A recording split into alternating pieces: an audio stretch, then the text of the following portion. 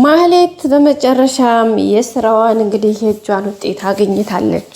እንግዲህ መጀመሪያም ጀምራ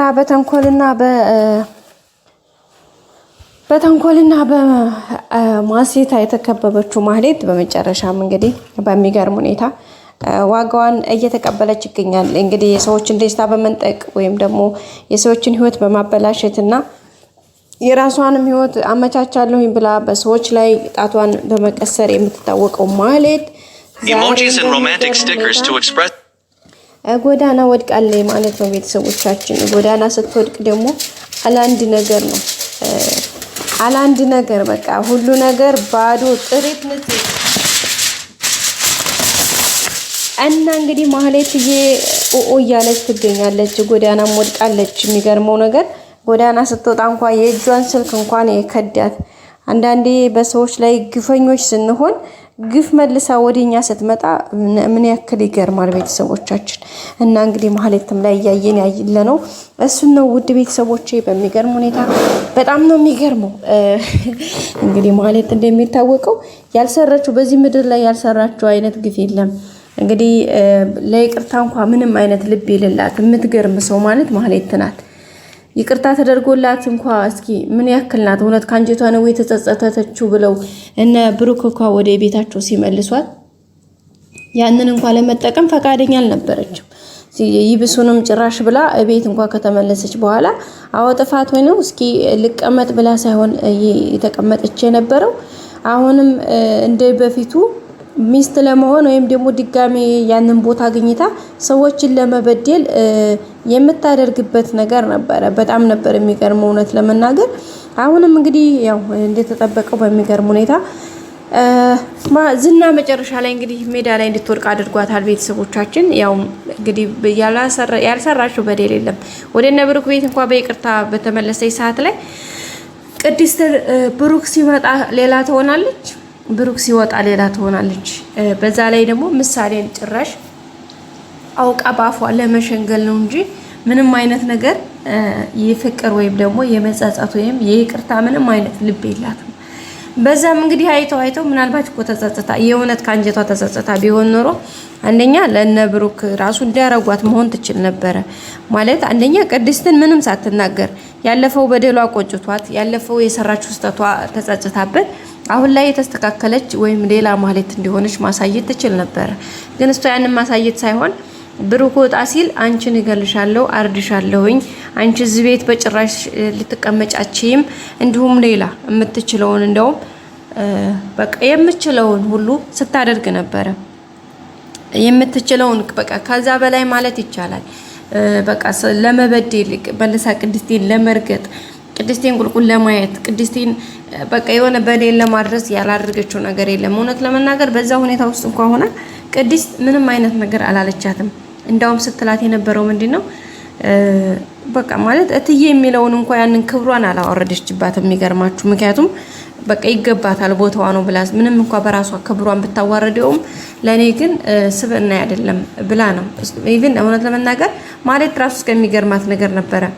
እንዴ ዛሬ እትዬ ነው እንደምትይኝ ስትላት አዎ እንግዲህ አንቺ በራስ ጊዜ ክብርሽን ብታወርጂውም እኔ ግን ያንቺን ክብር ማውረድ አልፈልግም በማለት ነበር የመለሰችላት። እና እንግዲህ በሚገርም ሁኔታ ከተመለሰችም በኋላ መልሳ ሌላ በደል ሰርታ ከዛም አልፋ እንግዲህ የመድብል ብዙ ነገር መስዋዕትነት የከፈለበትን ብዙ ያደረገበትን ሙዚቃውን አሳልፋ ሸጣ ብሯን ተቀበላ በመጨረሻም ሄዳ ከኤፍራታ ጋር ነበር የገባቸው።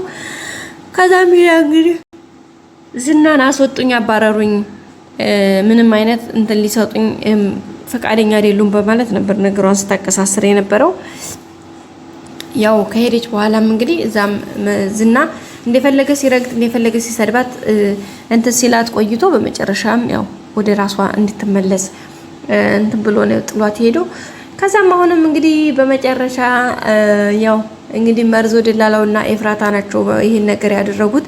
ማለት እሷ ይሄን ነገር እንዳደረገች ለነ መድብል ስልኩን የሰጠቻቸው እሷ እንደሆነች አድርገው ነበረ ለዝና እንትን ያለው መርዞ ደላላው።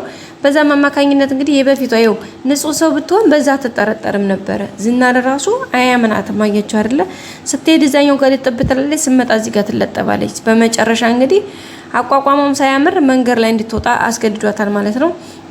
ያው እንግዲህ ከዛ መጣ ኤፍራታም ጋር ልትገባ የምትሞክር ኤፍራታን ማስጠንቀቂያ ስለሰጣት ዝና መግባት አልቻለችም።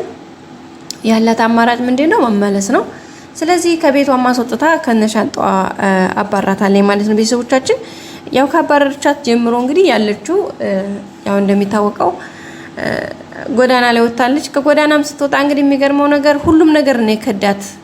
ስለዚህ ስልኳን ሌባ ከጇ ላይ ቀማት። በዛ ላይ ሌባውን ተከትላ ስትሄድ ደግሞ የያዘቻት ቅያሬ ልብሷ ደግሞ መልሶ ሌላ ሰው ወሰደው።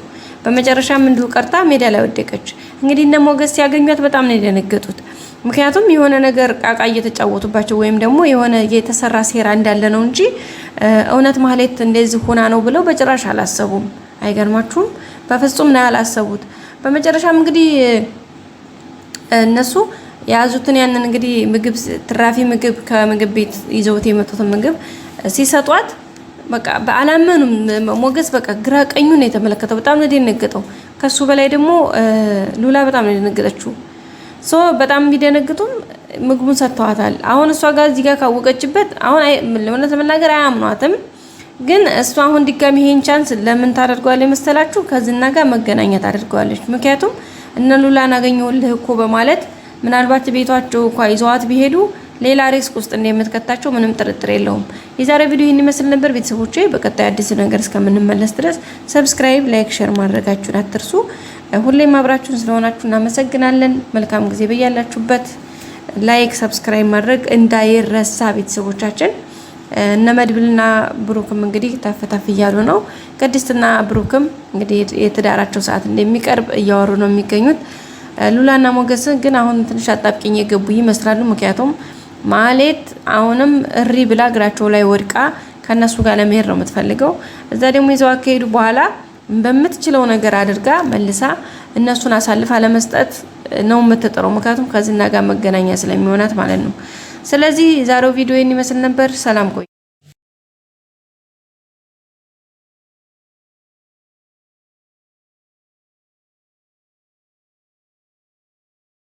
እኮ የተራረፈውን እንኳን የሚጠብቁ ምስኪኖች እኮ አሉ።